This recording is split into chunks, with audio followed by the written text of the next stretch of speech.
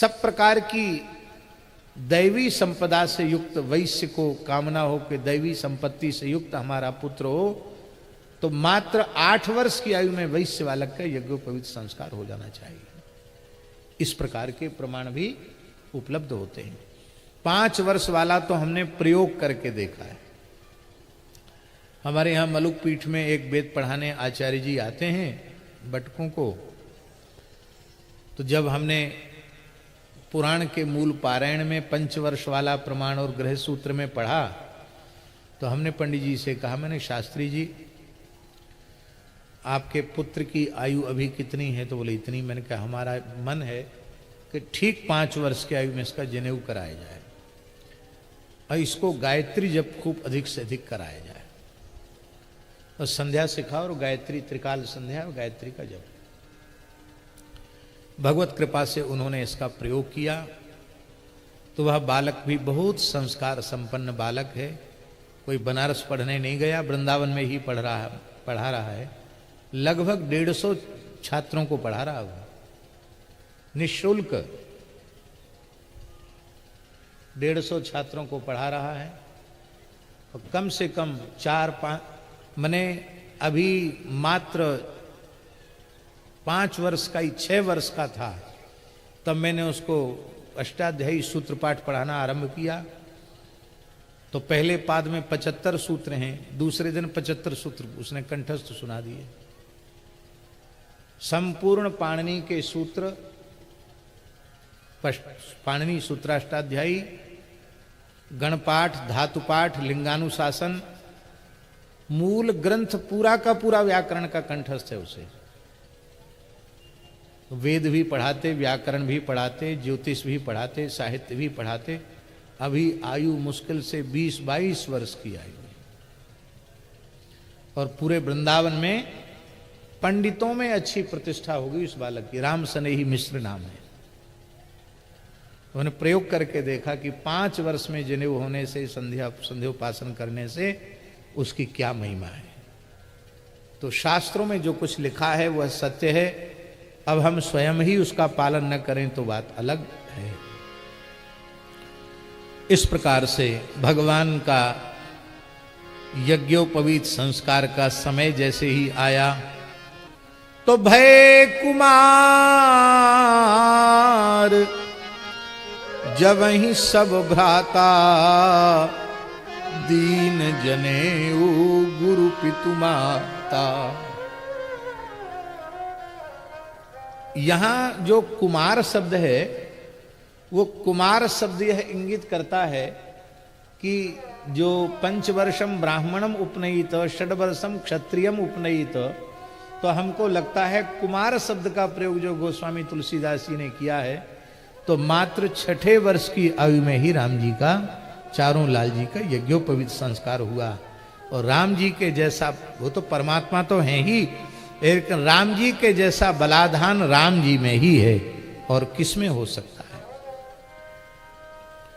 गुरु ग्रह गए पढ़न रघुराई, अल्पकाल विद्या सब आई। अल्पकाल में ही संपूर्ण विद्या आ गई। बहुत से लोग कहते अल्पकाल विद्या सब पाई, पर पाई नहीं, आई कहना ही ठीक है। एक महाभाष्यकार पतंजलि जी ने एक मंत्र उद्धृत किया है, पशुपशान्निक में है।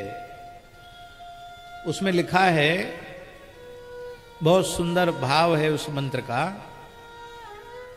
उतत्वः पश्यन्न ददर्श वाच, मुतत्वः शृण्वन्न शृणोत्येनाम, उतोत्वस्मै तन्वं विसस्रे, जाएव पत्य उशती सुवासाः।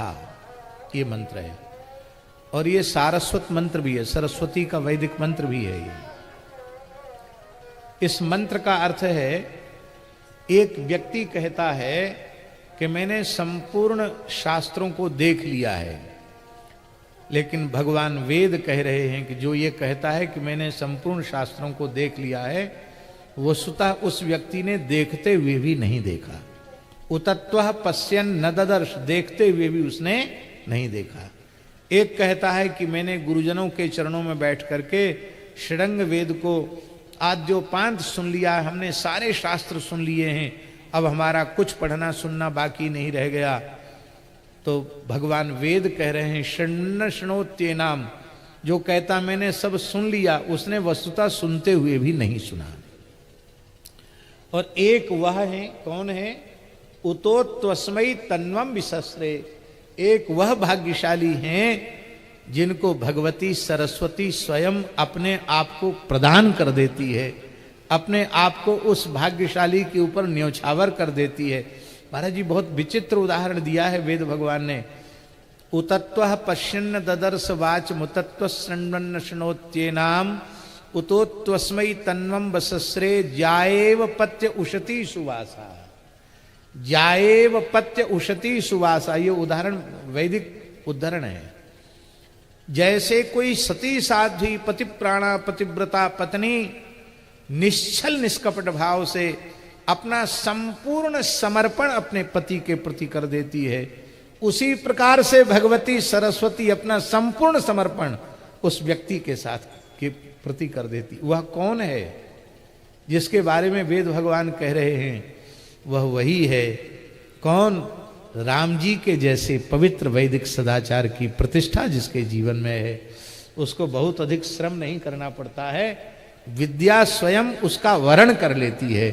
तो प्रभु का स्वयं विद्या देवी ने वरण कर लिया, इसलिए अल्पकाल विद्या सब आई, सारी विद्या आ गई। और गोस्वामी जी कहते इसमें कोई आश्चर्य नहीं है। क्यों? जाकी सहज श्वास श्रुति चारी, जाकी सहज श्वास श्रुति चारी, सोहरि पढ़ यह कौतुक भारी,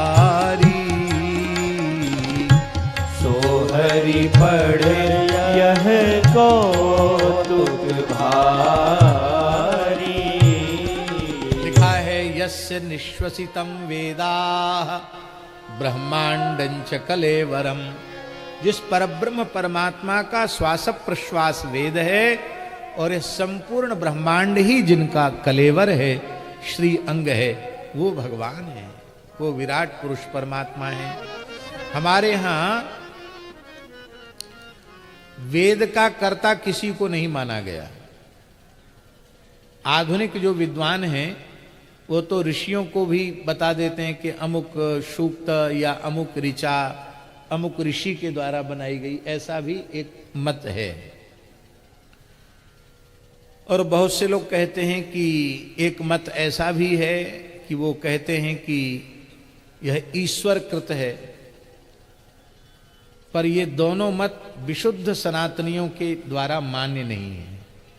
विशुद्ध सनातनी विचारधारा यह है, आर्ष विचारधारा यह है कि वस्तुतः वेद का कर्ता परमात्मा भी नहीं है।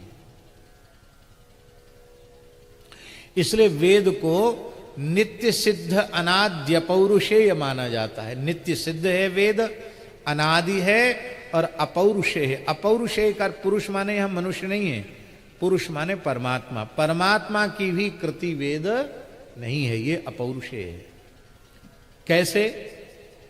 पूज्य स्वामी श्री कृपात्री जी महाराज कहते थे, जैसे व्यक्ति अपने श्वास प्रश्वास का सृष्टा नहीं है, तो भगवान का श्वास प्रश्वास वेद है, तो भगवान उसके सृष्टा कैसे हो जाएंगे? यदि हम श्वास प्रश्वास का सृजन करने वाले खुद होते, तो जब हम सुसुप्ति की अवस्था में होते हैं उस समय हमारा श्वास बंद हो जाना चाहिए, क्योंकि सब क्रिया होनी तो बंद हो गई। बोले उस समय तो और अधिक खर्राटे चलने लग जाते सुसुप्ति की अवस्था में। किसी किसी की तो ऐसी नाक बजती है कि दूसरे आदमी को सोना मुश्किल पड़ जाए। एक पंडित जी हमसे बोले, जगह नहीं थी, तीर्थ की बात है, जगन्नाथपुरी की जगह थी नहीं, तो बोले, हमने कहा कोई बात नहीं, हमारे कमरे में ही आप लेट जाएं, जगह नहीं है तो। हमारे यहाँ भी बहुत 5-7 मूर्ति लेटे हुए थे। तो बोले यहाँ तो जगह नहीं है और मेरी नाक बजती है, आप कहें तो बाहर लेट जाऊं। उनकी बाहर लेट जाओ। तो किवाड़ा बंद था, खिड़की बंद थी, पर बाहर लेट करके भी उन्होंने इतनी जोर से आवाज निकालनी शुरू करी, महाराज हमारे यहाँ की मूर्ति तो सब सो गए, हम तो रात भर उसी ध्वनि का अनुसंधान करते रहे। एक आध बार तो मन में आया कि उनको जगा दें, कहें पंडित जी और कहीं जाके सो जाओ। फिर मन में आया नहीं नहीं, इतने बढ़िया प्रेम से सो रहे हैं, इनको विघ्न डालना अच्छा नहीं। हमको नींद नहीं हुई, हमने उनको कह दिया सवेरे ही। मैंने कहा कि अब आज तो आपने विश्राम कर लिया, और कहीं जगह आप देख लेना। तो भगवान का श्वास प्रश्वास वेद है। श्वास सहज श्वास, गोस्वामी जी की कोई पंक्ति ऐसी नहीं जो इसमें शास्त्र का सिद्धांत परिपूर्ण रूप से प्रतिष्ठित न हो। सहज श्वास, सहज श्वास प्रश्वास भूत वेद है। हमारे यहां वेद के प्रति इतनी श्रद्धा है कि वेदो नारायण साक्षात स्वयंभूरित सुश्रम, वेद साक्षात नारायण है। वेद प्रतिपाद्य होने के कारण, वेद प्रामाण्य होने के कारण ही हम ईश्वर को ईश्वर मानते हैं। भगवद अवतारों में वेद प्रामाण्य है, इसलिए हम उनको भगवान मानते हैं। भगवान भी अवतार लेकर वेद प्रामाण्य के विरुद्ध कुछ कहने लग जाएं तो हम उनको भी नहीं मानेंगे। वेद की मानेंगे, भगवान की नहीं मानेंगे। भगवान को तो मानेंगे क्योंकि वेद में लिखा है कि वो भगवान है, इसलिए उनको भगवान के रूप में तो मानेंगे। लेकिन भगवान होकर भी यदि वेद विरुद्ध कुछ कह रहे हैं तो भगवान की नहीं मानेंगे, वेद की मानेंगे। ऐसा नित्य सिद्ध अनाद्य पौरुष वेद जिनके श्वास प्रश्वास से प्रकट होता है, वह उनका गुरुकुल में निवास और उनका अध्ययन केवल लोक शिक्षण के लिए है, मर्यादा स्थापन के लिए है। और जैसे ही षडंग वेद पूर्ण हो गया, श्रीमद् वाल्मीकि रामायण में लिखा है गांधर्वे च विशारदः, महर्षि वाल्मीकि की पंक्ति है। संपूर्ण शास्त्रों में तो भगवान श्री राम निष्णात हैं ही, गांधर्वे च विशारदः, गांधर्व वेद में संगीत विद्या में राम जी विशारद हैं। राम जी से बड़ा संगीतज्ञ और कोई दूसरा नहीं है। और संगीत के 3 अंग होते हैं, गायन, वादन और नृत्य। तो जब गांधर्वे च विशारदः, तो इससे सिद्ध होता है कि राम जी के जैसा कोई गायन विद्या वाला भी नहीं, राम जी के जैसा कोई वादन विद्या वाला भी नहीं, और राम जी के जैसा कोई नृत्य करने वाला भी नहीं। और राम जी के भी गायन वादन नृत्य की बातें रसिकाचार्यों ने कही हैं। राम जी के रास में श्री स्वामी अग्रदेवाचार्य जी ने अनेकों पद लिखे हैं, जहाँ राम जी का गायन, राम जी का नृत्य, राम जी का वादन, सब रसिकाचार्यों ने उसकी चर्चा की है। पुराणों में भी इस प्रकार की चर्चाएं आई हैं। भगवान श्री राम वीणा विशारद हैं राम अवतार में, और भगवती श्री जानकी जी वो बांसुरी बजाती है। हाँ, मुरली विशारदा हैं श्री जानकी जी, बहुत सुंदर बांसुरी बजाती हैं। ब्याह के बाद राम जी उनको,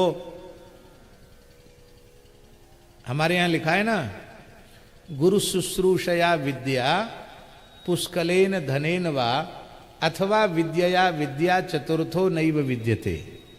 तो विद्यया विद्या, राम जी श्री किशोरी जी को बीणा बजाना सिखाते हैं, और श्री किशोरी जी रघुनाथ जी को बंसी बजाना सिखाती है। तो कृष्णावतार में रघुनाथ जी श्याम सुंदर होते हैं तो वो बांसुरी बजाते हैं, और श्री राधा रानी वीणा बजाती हैं।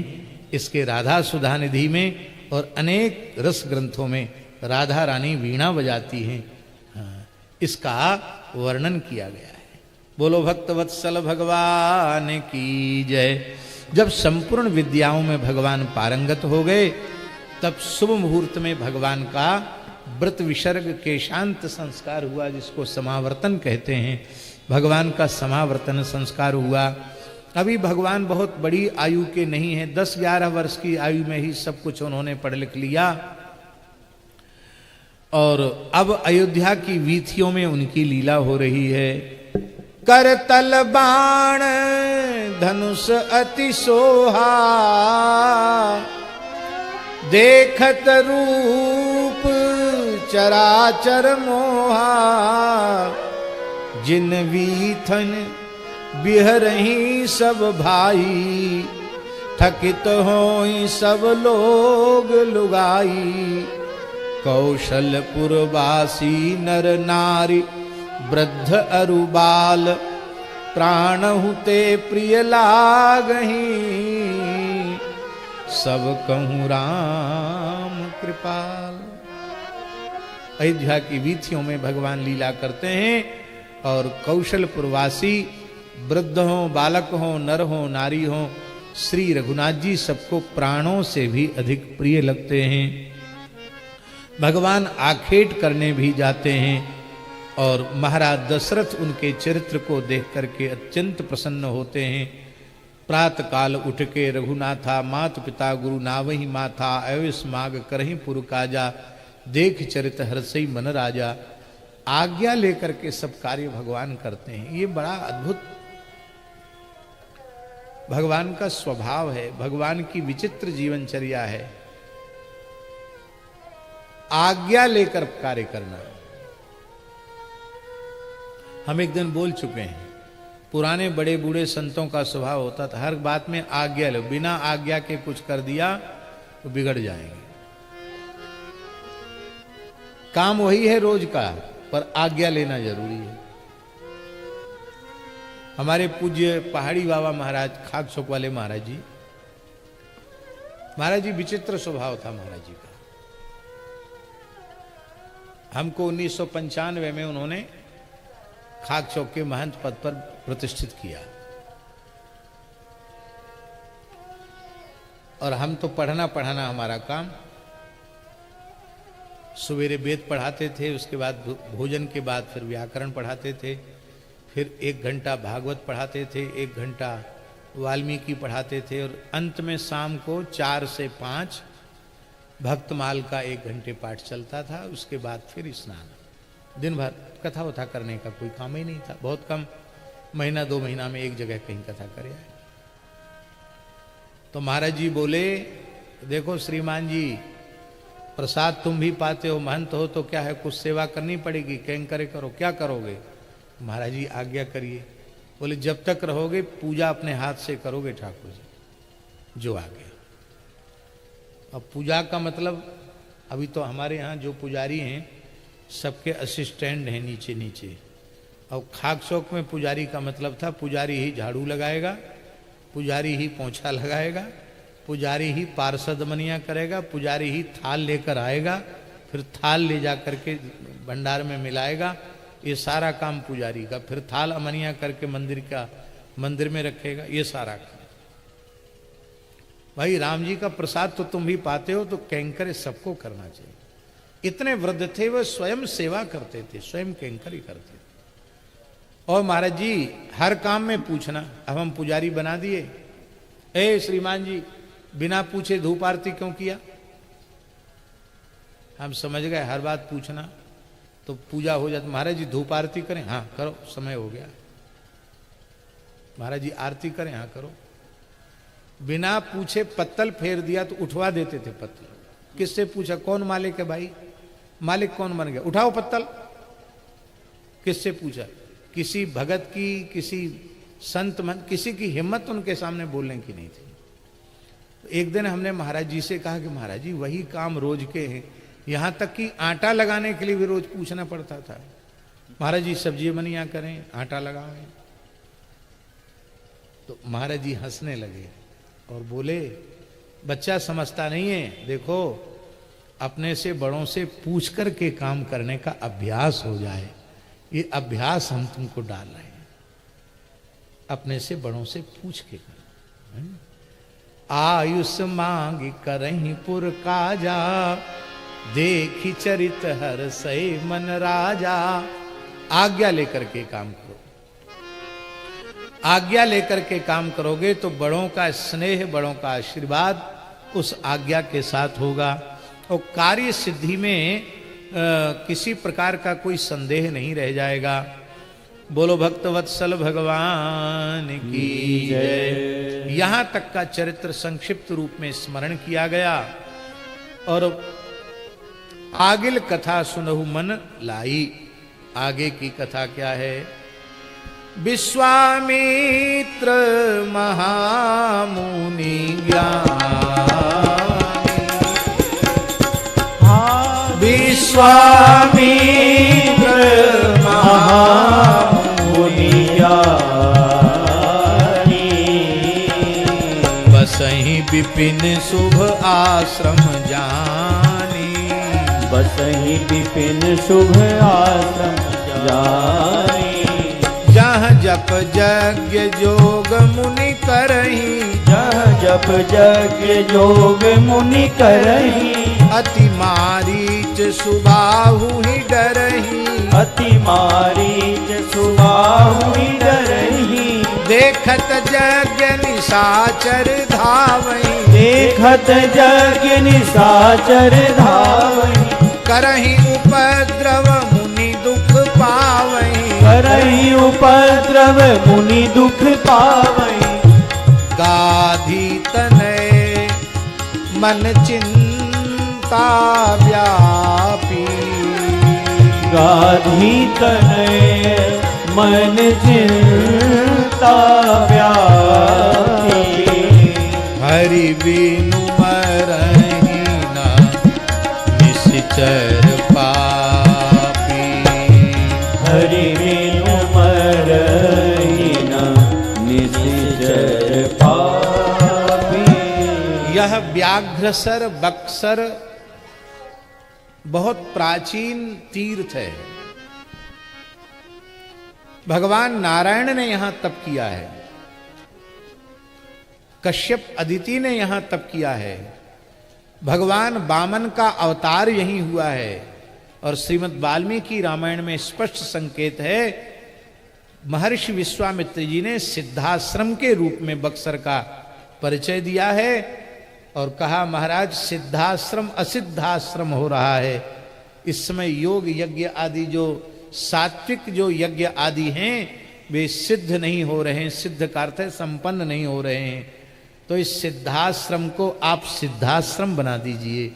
भगवान कहते सिद्धाश्रमोयम भवतु, ये सिद्धाश्रम सिद्धाश्रम हो जाए। देखो राम जी की मर्यादा, वो नहीं कहते कि मैं परमात्मा हूं, मैंने कह दिया कि सिद्धाश्रम सिद्धाश्रम के रूप में प्रतिष्ठित हो जाए तो हो गया, ऐसा नहीं। तु बचस्तव, ये सिद्धाश्रम सिद्धाश्रम के रूप में प्रतिष्ठित हो जाए, ऐसी जो हे गुरुदेव आपकी वाणी है वो वाणी सत्य हो। आपकी वाणी झूठी भला कैसे हो सकती है? अब यहां एक प्रश्न है। हाँ, एक व्याघ्रसर भी इसका नाम है।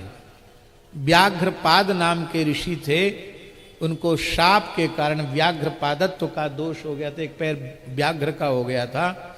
तब उनको यह निर्देशित किया गया था कि जिस तीर्थ में स्नान करने से आपका व्याघ्रपादत्व दूर होगा वह सबसे श्रेष्ठ तीर्थ माना जाएगा। सारे भूमंडल के तीर्थों में व्याघ्रपाद ऋषि ने विचरण किया। जब वे बक्सर में आए और यहाँ स्नान करते ही उनका व्याघ्रपादत्व दोष निवृत्त हो गया। तब से व्याघ्रपाद ऋषि के नाम से व्याघ्रसर, और व्याघ्रसर से अपभ्रंश होकर बक्सर हो गया और प्राचीन नाम इसका सिद्धाश्रम है। एक पुराण की यह भी कथा है, जहां पुराणों में हरिश्चंद्र के चरित्र का वर्णन है। तो हरिश्चंद्र की, सत्यवादी हरिश्चंद्र की अत्यंत कठोर परीक्षा, सत्यवादी हरिश्चंद्र की अत्यंत कठोर परीक्षा श्री विश्वामित्र जी महाराज ने ली। चरित्र आप सब जानते हैं। उस कठोर परीक्षा से भगवान क्षुब्ध हो गए और भगवान ने शाप दे दिया, ऐसा भी पुराण में उल्लेख है। भगवान ने कहा विश्वामित्र जी से कि यद्यपि आपने परीक्षा लेकर इनके यश को ही बढ़ाया, लेकिन इतनी निर्दयता पूर्ण, इतनी कठोर परीक्षा आपने ली है, इसका प्रत्यवाय तो आपको भोगना पड़ेगा, इसका परिणाम आपको भोगना पड़ेगा। अब आपका आज के बाद कोई भी अनुष्ठान सफल नहीं होगा, आसुरी शक्तियां उसमें विघ्न करेंगी। यह सुनकर विश्वामित्र जी ने कहा ये तो आपने ठीक नहीं किया। विश्वामित्र जी इतनी कठोर परीक्षा न लेते तो सत्यवादी हरिश्चंद्र का सत्य इतना उजागर कैसे होता, उनको यह यश कैसे मिलता। तो भगवान ने कहा अब तो मेरी वाणी से जो निकलना था सो निकल गया, भक्त वात्सल्य के कारण। अब कोई बात नहीं, तब तक सिद्धाश्रम में रहकर साधन करो, पर पूर्णता जब मैं स्वयं अवतार लेकर के आऊंगा और अपने आपके यज्ञ को स्वयं परिपूर्ण कराऊंगा, तब से आपका यह शाप का दोष निवृत्त होगा। इसलिए तब मुनिवर मन कीन विचारा, प्रभु अवतरेउ हरन मही भारा। भगवान अवतार लिए हैं और इसी बहाने से मैं भगवान का चल करके दर्शन करूंगा और प्रार्थना करके श्री राम और लक्ष्मण को श्री सिद्धाश्रम में लाऊंगा।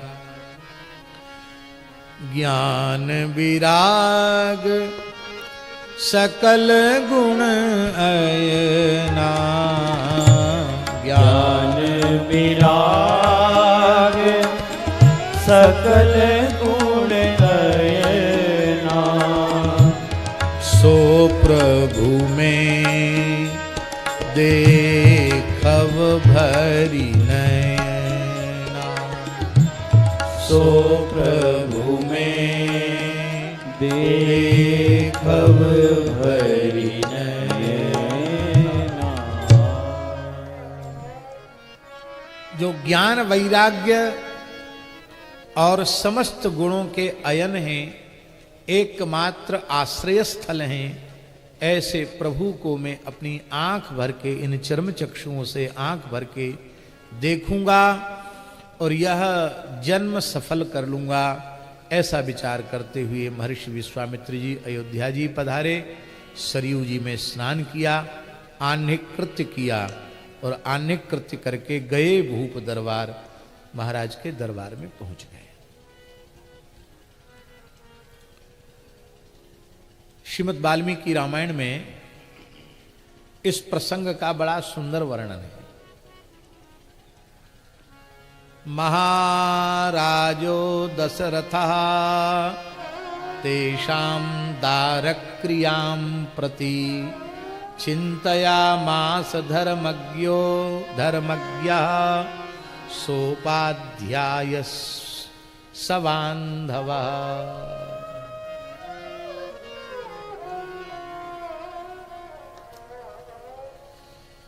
महाराज दशरथ बड़े चिंतित हैं और चिंता का कारण यही है कि जब से समावर्तन संस्कार होके आया है, तब से चक्रवर्ती महाराज जैसे ही अपने राजकाज से निवृत्त होकर के महल में प्रवेश करते हैं तो माताएं एक ही प्रश्न करती हैं, श्री कौशल्याम्बा, श्री कैकेयी महारानी, श्री सुमित्रा जी, कि आप तो राजकाज में इतने व्यस्त हैं, मस्त हैं कि आपको चारों लाल जी सयाने हो गए हैं, इनके ब्याह की चिंता ही नहीं है। इसका एक बड़ा सूक्ष्म रहस्य है। हमारे यहां शास्त्रों में अनाश्रमी नहीं होना चाहिए, किसी न किसी आश्रम की मर्यादा में स्थित होना चाहिए। तो भगवान श्री राम का, लक्ष्मण जी का, भरत जी का, शत्रुघ्न जी का समावर्तन संस्कार हो चुका है। अब वो जितने जल्दी हो सके उनको गृहस्थाश्रम में प्रवेश करना चाहिए, नहीं जब तक प्रवेश करेंगे तब तक वह अनाश्रमी माने जाएंगे। यह एक बड़ा सूक्ष्म रहस्य है। तो आप कहेंगे कि ब्रह्मचर्य आश्रम तो 25 वर्ष तक का, अभी तो भगवान 11-12 वर्ष के ही है, इतनी चिंता क्यों लग गई? 25 वर्ष इस हिसाब से है कि मनुष्य षडंग वेद का अध्ययन करेगा तो कम से कम इतनी आयु तो उसकी लग ही जाएगी। और यहाँ तो समावर्तन के बाद गृहस्थाश्रम में प्रवेश का अवसर है। तो इसलिए यहां तो राम जी षडंग वेद को पढ़ करके आए हैं, विवाह के सर्वथा योग्य हैं। आज भी दक्षिण भारत में जो आहताग्नि ब्राह्मण हैं उनके यहाँ 13-14 वर्ष की आयु में ही वो अपने पुत्र का विवाह कर देते हैं। यद्यपि सरकारी कानून के खिलाफ है ये, और 13-14 वर्ष के बालक को अपनी शाखा का संपूर्ण वेद कंठस्थ होता है, क्योंकि अपनी शाखा का वेद यदि उसे कंठस्थ नहीं है तो वह पाणि ग्रहण का अधिकारी ही नहीं है। और फिर कन्या कितने वर्ष की, 8-9 वर्ष की कन्या से 13-14 वर्ष के विप्र बालक का विवाह होता है। क्योंकि कन्यात्व ही जिसमें नहीं है उसके दान का क्या पुण्य। कन्यादान तो तब हुआ ना जब कन्या में कन्यात्व होगा। रजो धर्म के पश्चात कन्यात्व नहीं रह जाता है, इसलिए कन्यादान नहीं हुआ, स्त्री दान है।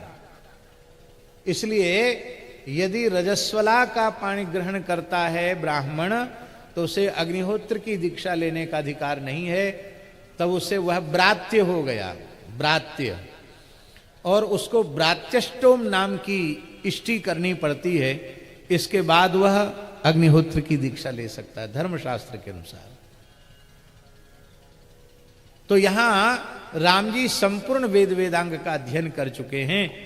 माताएं एक ही प्रश्न रखती हैं, आपको ब्याह की चिंता ही नहीं है, आप तो अपने काम में लगे हुए। दशरथ जी बोले, सुना तो यह है कि कन्या पितृत्वम खलु नाम कष्टम, बेटी का बाप होना कष्टकारक है। विवाह के योग्य पुत्री हो और विवाह न हो तो माता पिता को बड़ी चिंता होती है। लड़के वालों को ज्यादा चिंता नहीं होती है, लड़की वालों को चिंता होती है। और फिर चारों रूप शील गुण धामा तदपि अधिक सुख सागर रामा, तो हमारे तो लालजी में किसी प्रकार की कोई न्यूनता है ही नहीं, इनके तो 1000 ब्याह हो जाएंगे, इतनी चिंता क्यों कर रही हो। तो श्री कौशल्या के कई सुमित्रा जी ने कहा, आप नहीं समझते हैं इस बात को, हम माताएं समझती हैं। राम जी जितने सुंदर हैं इनसे 21 सुंदर बहू मिलनी चाहिए। क्यों? क्योंकि इनसे 18 या 19 भी रूप गुणशील में रह गई, और हमारे लाल जी का प्रसन्नता से खिला हुआ मुख कमल यदि क्षणार्ध के लिए भी मलिन हुआ तो हम शपथ पूर्वक कहती हैं आपके चरणों को छूकर हमारे शरीर के प्राण निकल जाएंगे। इसलिए इतनी बढ़िया बहू तो खोजनी पड़ेगी, पूरी धरती पर खोजनी पड़ेगी। बोले भाई ये बात तो सही है, राम जी से 21 खोजने में तो बहुत श्रम करना पड़ेगा। तो ये तो भाई ऐसी समस्या है कि जिसका समाधान गुरु जी के अलावा और कहीं हो ही नहीं सकता। तो सोपाध्याय सबांधव, मंत्रियों के सहित उपाध्याय गुरु वशिष्ठ के सहित और अपने अष्ट मंत्रियों के सहित एकांतिक गोष्ठी हो रही है। और उस गोष्ठी में यही प्रश्न रखा गया कि चारों लाल जी विवाह के योग्य हैं, इनका विवाह होना चाहिए। और अभी चर्चा हो ही रही थी कि तत्काल प्रतिहारी ने आकर सूचना दिया, महाराज के जीवन की जय जयकार हो। महाराज के चरणों में सादर प्रणाम निवेदित है। राजद्वार पर महर्षि विश्वामित्र जी महाराज आपसे मिलने की प्रतीक्षा में खड़े हैं। यह सुनते ही वशिष्ठ जी आनंद विह्वल हो गए। बोले नहीं, हम लोग स्वयं चल करके उनकी अगवानी करेंगे और उनको यहाँ लाएंगे। मुनि आगमन सुना जब राजा, मिलन गयूले विप्र समाजा। वशिष्ठ जी के सहित अपने मंत्रियों के सहित अपने ऋत्विजों के सहित विधि पूर्वक उनको लाने के लिए गए। दंडवत प्रणाम किया, उनका सम्मान किया और निज आसन बैठारिन आनी, अपनी आसन पर उनको बड़ी श्रद्धा पूर्वक बिठाया, चरणों को प्रक्षालित किया, विधिवत उनकी पूजा की और कहा आज मेरे समान धन्यवाद के योग्य कोई दूसरा नहीं है। विविध प्रकार के भक्ष्य भोज्य लेह्य चोष्य भोजन करवाए और इससे मुनिवर अत्यंत आनंदित हो गए। और जब फिर पुनः बैठक आयोजित हुई तब फिर पुनि चरणन मेले सुतचारी, राम देखी मुनि देह विसारी। चारों लाल जी ने प्रणाम किया। राम जी का दर्शन करके तो महर्षि की भाव समाधि लग गई। भय मगन देखत मुख शोभा, जन चकोर पूर्ण ससिलोभा। थोड़ी देर कीर्तन करें। आप आ जाओ, आप बैठो। श्री राम जय राम जय श्री राम जय राम जय जय राम। श्री राम जय राम जय जय राम। श्री राम जय राम जय जय राम। श्री राम जय राम जय जय राम। श्री राम जय राम जय जय राम। श्री राम जय राम जय जय राम। श्री राम जय राम जय जय राम। श्री राम जय राम जय जय राम। श्री राम जय राम जय जय राम। श्री राम जय राम जय जय राम। श्री राम जय राम जय जय राम। श्री राम जय राम जय जय राम। श्री राम जय राम जय जय राम। श्री राम जय राम जय जय राम। भजो दशरथ नंदन जनक लली। भजो दशरथ नंदन जनक लली।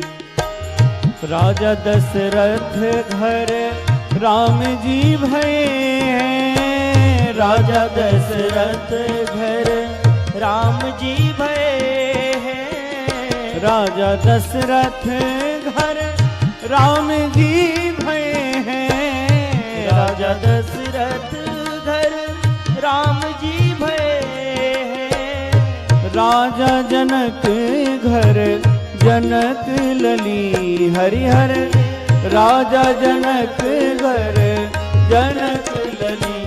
भज दशरथ नंदन जनक लली। भजो दशरथ नंदन जनक लली।